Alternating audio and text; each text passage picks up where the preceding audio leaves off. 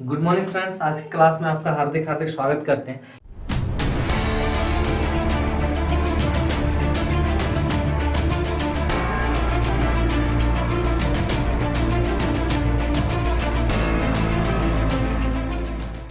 Dear friends, अभी हमारा जो टॉपिक चल रहा था वो चल रहा था मौर्य वंश का। मौर्य वंश को हम लोगों ने 4 भागों में उसका वीडियो सेपरेट सेपरेट करके देने का प्रयास किया हूँ। मुझे लगता है यदि आप उसको देखोगे तो आपको बेहतरीन तरीके से समझ में आ जाएगी। डिस्क्रिप्शन बॉक्स में उसका लिंक डाला हुआ है। तो आज गाइस हम लोग चर्चा करने वाले हैं मौर्योत्तर काल के बारे में। मौर्योत्तर काल में भी 2 भाग बनेंगे। 2 भाग कैसे? तो एक जो विदेशी आक्रमणकारी हुए उसका, और दूसरा जो भारतीय शासक जो हुए, जो मौर्यों के बाद का जो शासन व्यवस्था चला है, उन दोनों का चर्चा करेंगे। तो आज हम लोग चर्चा करेंगे विदेशी आक्रमणकारी। विदेशी आक्रमणकारी में भाग 1 में चर्चा करेंगे, और उसके बाद देखेंगे हम लोग जो भारत के ही जो राजवंश जो स्थापित किए, मौर्यों को हटाकर मौर्य वंश को खत्म करके अपनी सत्ता को स्थापित की, उसके बारे में हम लोग भाग 2 में देखेंगे, जिसमें से हम लोग चर्चा करेंगे सुंग वंश, कन्नौ वंश, सातवाहन वंश, इन सारे वंशों का चर्चा करेंगे भाग 2 में। तो भाग 1 में हम लोग क्या चर्चा करने वाले? पार्ट 1 में हम लोग चर्चा करने वाले मध्य एशिया से विदेशी आक्रमण। अब ये मध्य एशिया से कौन कौन विदेशी आक्रमण हुए, तो इसके बारे में हम लोग चर्चा करेंगे। यहाँ पर जो आपको कुछ नाम नजर आ रहा होगा, हिंद यूनानी, उसके बाद है सर्प, तीसरा है पल्लव, और चौथा है हमारा कुषाण। ये दरअसल सीक्वेंस से बनाया गया है कि कौन किसके बाद शासन यहाँ पर स्थापित किए। गाइस यहाँ पर ध्यान देना, हिंद यूनानी ये दरअसल मध्य एशिया से थे। अब मध्य एशिया से जब वहां पर थे पहले, तो यहाँ पर भारत आने की क्या आवश्यकता थी? कुछ तो कारण होगा। तो गाइस आप लोग देखोगे, जब हिंद यूनानी जो अपने कबीले में मध्य एशिया में जो थे, उनकी शासन व्यवस्था अच्छी तरीके से नहीं चल रही थी, जिसके कारण उनको बहुत ही ज्यादा समस्या हो रही थी। और उसी के सापेक्ष में देखोगे भारत में, तो भारत में जो मौर्यों के बाद के जो 10 शासक जो हुए, मौर्य वंश के जो 10 शासक हुए, उनका कहीं ना कहीं जो प्रशासनिक व्यवस्था था वो ढीला पड़ना शुरू हुआ था, जिसके कारण से अगल बगल के जितने भी आक्रमणकारी जो राजा थे वो इस पर नजर गड़ाए हुए थे, और वो धीरे धीरे आक्रमण करना प्रारंभ किए। तो एक स्थान मिलने वाला था भारत में कि यहाँ पर मैं आक्रमण करके अपनी सत्ता को स्थापित कर सकता हूँ। इसी के सापेक्ष में आप देखोगे हिंद यूनानी जो थे पहले मध्य एशिया में थे, और फिर वो धीरे से भारत पर आते हुए आक्रमण करते हैं, और आक्रमण करके फिर अपनी सत्ता को यहाँ पर स्थापित करते हैं। तो गाइस ये 4 जो शासक हैं, इसके बारे में चारों के बारे में आज हम लोग चर्चा करेंगे। और चारों के बारे में चर्चा करने से पहले हम लोग सबसे पहला जो चर्चा करेंगे वो करेंगे हिंद यूनानियों के बारे में, क्योंकि पहले शासक यही हुए। अब गाइस यहाँ ध्यान देना हिंद यूनानियों के बारे में। दरअसल इनका हिंद यूनानियों का नाम और भी किताबों में आपको ग्रीक भी मिलेगा और साथ में बैक्ट्रियन भी मिलेगा। तो किसी से भी क्वेश्चंस पूछ देगा तो आप लोग कभी कंफ्यूज मत होना कि ग्रीक कौन है या बैक्ट्रियन कौन है। इसका तो कभी मैंने नाम ही नहीं सुना, ऐसा कुछ भी नहीं है। ये हिंद यूनानियों का ही नाम ग्रीक और बैक्ट्रियन के नाम से जाना गया। तो ये उनका सिर्फ नाम हुआ, ये 3 नाम से उनको सिर्फ हम लोग जानते हैं। अब डियर फ्रेंड्स यहाँ पर ध्यान देना, जब वो मध्य एशिया से आए तो भारत में कोई ना कोई तो शासन व्यवस्था चला रहे होंगे।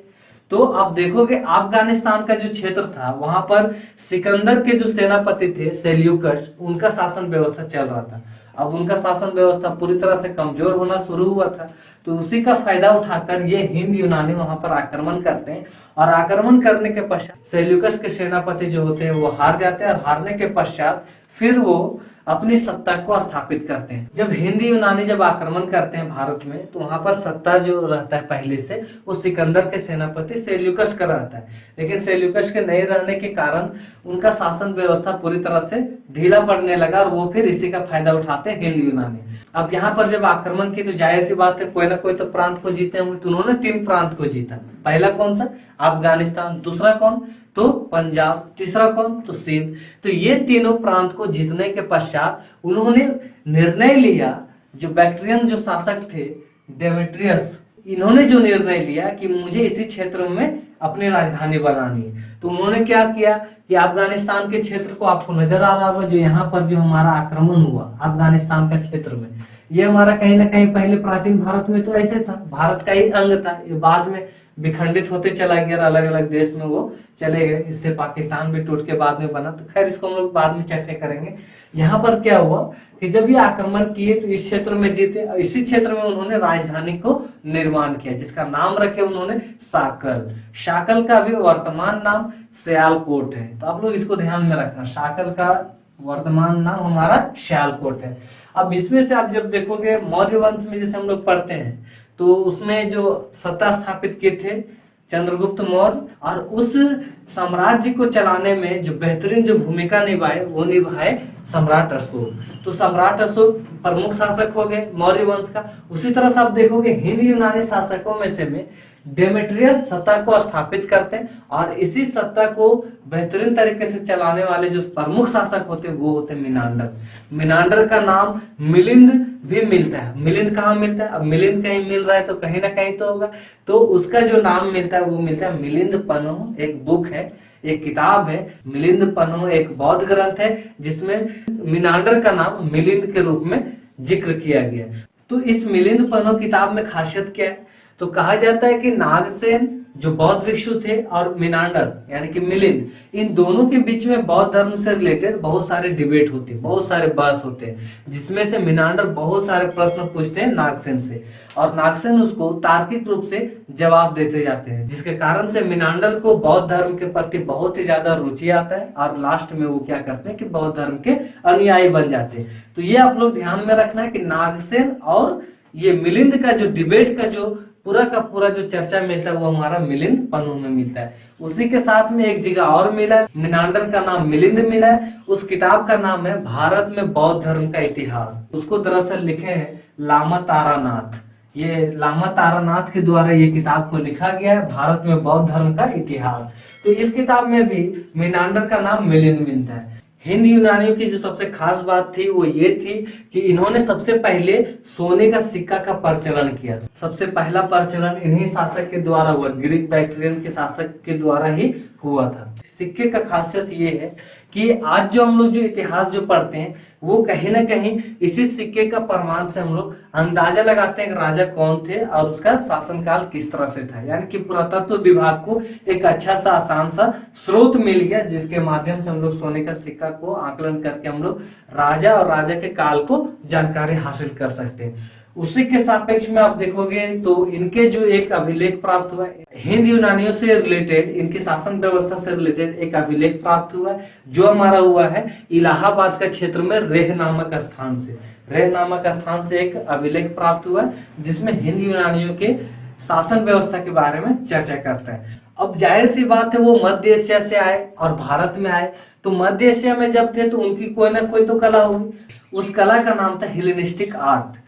उसके माध्यम से जब वो भारत में जब आए और जब भारत में आने के पश्चात जब इन्होंने भारतीय कला को जब देखा, दोनों को एक साथ समावेश कर दिया, दोनों कला को मिलाकर एक नए कला का निर्माण किया, जिस कला का नाम था गंधार कला, जिसके आधार पर तथागत गौतम बुद्ध की मूर्तियां बहुत ज्यादा बाद में बनाई गई। इसलिए कहा जाता है कि गंधार कला की ज्यादातर मूर्तियां बुद्ध को लेकर बनाए गए हैं। और वहीं आप देखोगे मथुरा कला में, अभी मैं आगे चर्चा करूंगा, मथुरा कला में हमारा जैन मूर्तियां ज्यादातर बनी। और हिंद यूनानी के द्वारा जो एक चीज जो सबसे खास चीज जो दिया गया वो था स्टेज पर पर्दा गिराने का प्रथा। जैसे आप लोग देखोगे जो हमारा पहला दृश्य कंप्लीट होता है, कोई भी नाटक वगैरह होते रहता है तो पहला दृश्य कंप्लीट होता है तो हम लोग पर्दा गिरा देते ऊपर से या फिर ऐसे करके ढक देते। तो वो जो पर्दा गिराने का जो प्रथा था, और फिर दूसरी जब दृश्य शुरू होता है तो हम लोग फिर पर्दा को हटाते और फिर हमारा दूसरा दृश्य शुरू होता है। तो ये जो पर्दा ढकने का जो प्रथा था स्टेज पर, ये कहीं ना कहीं इसी हिंद यूनानी के द्वारा दिया गया था। तो इसमें से कुछ कुछ यही मुख्य बातें थी जिसको मैं चर्चा करना ज्यादा उचित समझा। अब गाइस जो नेक्स्ट शासक हमारा दूसरे नंबर पर है वो है शक। शक हिंद यूनानियों के बाद के शासक हुए, यानी बैक्ट्रियन के शासक के बाद में हुए जो वो हुए शक। शक आए, ये भी कहां से आए भाई? तो ये भी मध्य एशिया से आए। अभी मैं चर्चा किया था पहले कि ये सारे के सारे मौर्योत्तर काल में जो भी शासक, जो विदेशी शासक जो हुए वो ज्यादातर हमारे सभी के सभी मध्य एशिया से आए। तो ये शक भी कहां से आए थे? मध्य एशिया से।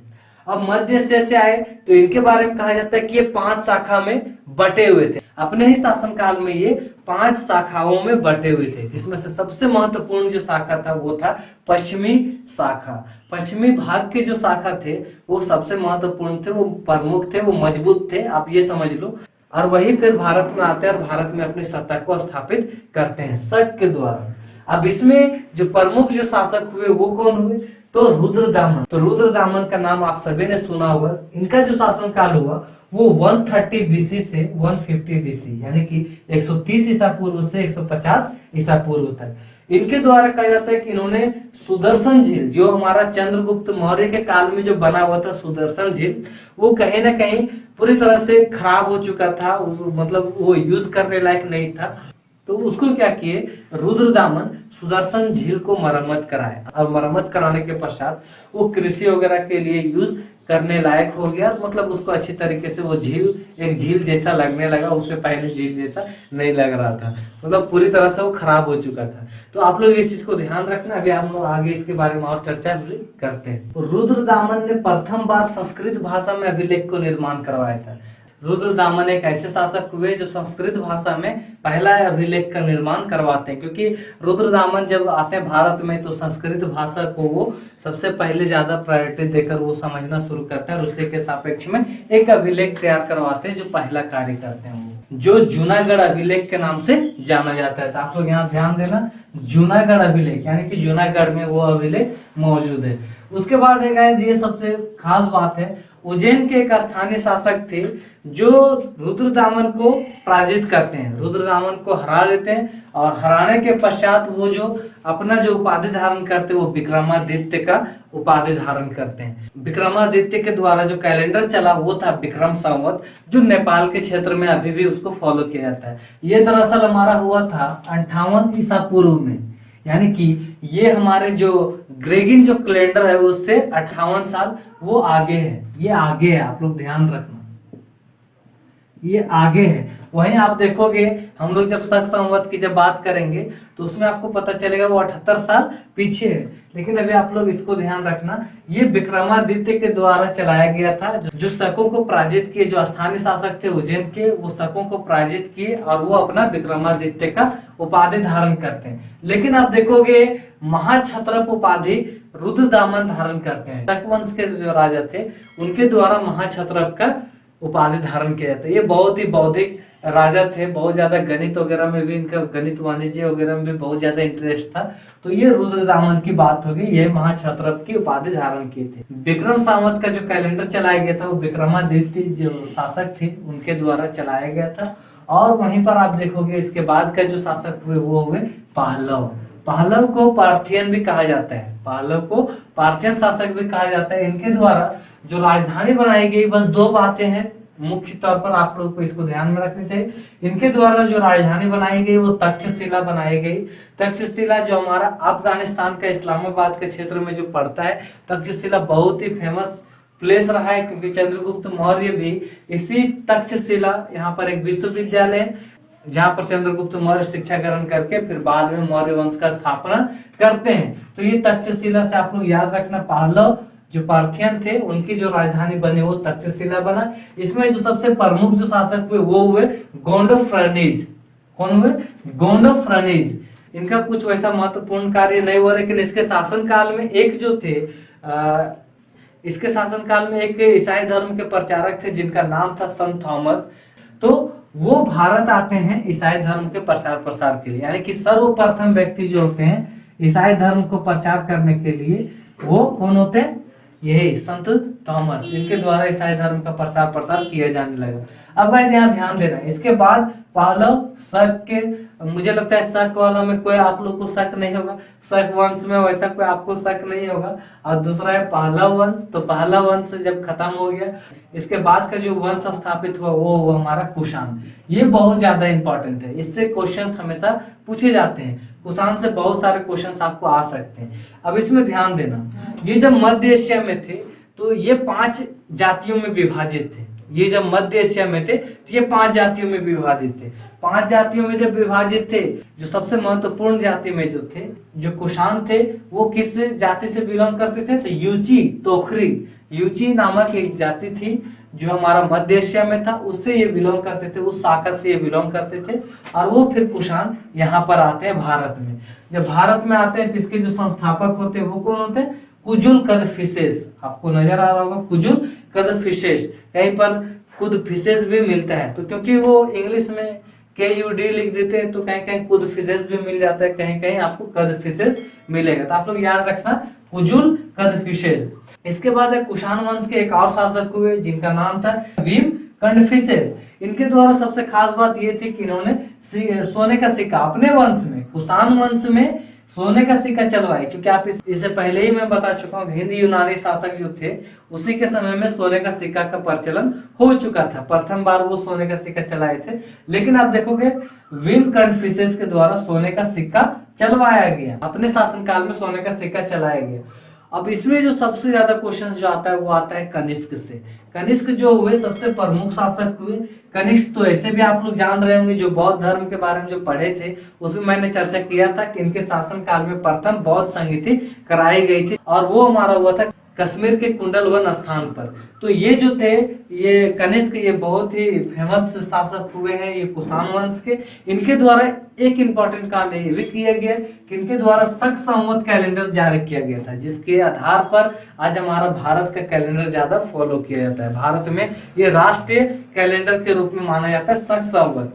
ये दरअसल 78 ईस्वी सन में ये शुरुआत की गई। 78 ईस्वी सन में जब शुरुआत की गई तो अभी जो ग्रीगन जो कैलेंडर है उसके अनुसार से ये हमारा 78 साल पीछे है। अब ये जो हमारा विक्रम संवत ये 58 साल आगे है। ये जो हमारा है 58 साल आगे है, और ये हमारा शक संवत जो कैलेंडर है ये 78 साल पीछे है, जो हमारा भारत में चलाया जाता है। वहीं आप देखोगे विक्रम संवत के बारे में, तो ये हमारा कहाँ चलाया जाता है? नेपाल में। नेपाल के क्षेत्र में आपको विक्रम संवत कैलेंडर मिलेंगे। अब इसका जो होता है हिंदी कैलेंडर जिसको हम लोग बोलते हैं, उसमें क्या खास बात है? तो इसका जो स्टार्टिंग जो होता है वो हमारा होता है चैत से, और इसका एंडिंग जो है जैसे हमारा जनवरी से शुरू होता है, ग्रेगन कैलेंडर में जनवरी से शुरू होता है और दिसंबर एंड करता है, उसी तरह से इसमें चैत से शुरू होता है और फागुन में खत्म होता है। आप लोग यहाँ पर ध्यान देना, चैत का जो माह हमारा शुरू होता है वो 21-22 फरवरी से माना जाता है, इसी के आसपास से वो शुरू होता है। अब इनकी शासन व्यवस्था भारत में स्थापित हो गई। अब भारत में स्थापित हुई तो इनको कहीं ना कहीं तो राजधानी होगा। तो पहली जो राजधानी बनी वो हमारा बना पुरुषपुर। पुरुषपुर का वर्तमान नाम पेशावर है। और दूसरी जो राजधानी इनकी बनी वो बना मथुरा। मथुरा में क्यों बना? तो अब जब देखोगे ये पहली बार जब अफगानिस्तान के क्षेत्र में जब अटैक करते हैं तो उसी क्षेत्र में बहुत सारे भाग को जीतते हैं, और इसीलिए वो पेशावर को राजधानी बनाते हैं। लेकिन धीरे धीरे वो आक्रमण करते करते अपने साम्राज्य को विस्तार करते करते पूरा भारत के आगे तक भी पहुंच गए, और आगे तक पहुंचने के बाद वो मथुरा को सेंटर बनाकर उसकी राजधानी को निर्माण करते हैं। अब गाइस यहाँ ध्यान देना, एक रेशम मार्ग है, जिसे आप भारत की मैप को देखोगे,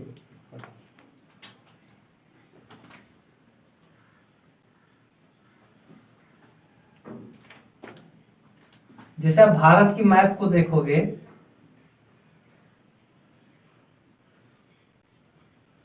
ये मान लो भारत का मैप है, तो ये जो क्षेत्र था ये हमारा कौन सा है? हिमालय का क्षेत्र है, जिसके कारण से यहाँ से जो चीनी लोग जो थे, यहाँ पर जो हमारा चीन देश है, इस क्षेत्र में जो हमारा चीन देश है, उनको इधर घूम के आना पड़ता था। ये घूम के आते थे, ऐसे करके आते थे, तो ये मध्य एशिया से होते हुए भारत में आते थे। इसी में एक हमारा जो था रेशम मार्ग, इसको गुजरना पड़ता था। तो रेशम मार्ग में ही ये चुंगी लगाए थे, जो कुषाण थे वो टैक्स लगा दिए थे, और टैक्स उसको देना पड़ता था, आयात निर्यात का टैक्स देना पड़ता था, जिससे बहुत ज्यादा फायदा होना शुरू हुआ। और फायदा होने के पश्चात आप जब देखोगे, जाहिर सी बात है, जब राज व्यवस्था में ज्यादा जब पैसे आना शुरू हो जाते हैं तो अलग अलग तरीके से हम अलग अलग कामों को कर सकते हैं। तो उसी तरह से यहाँ पर जो हुआ, शुद्ध सोने का सिक्का ये माना जाता है। जैसे देखिए, पहला सोने का सिक्का कौन चलाया? हिंद यूनानियों के द्वारा चलाया गया, ग्रीक लोगों के द्वारा चलाया गया।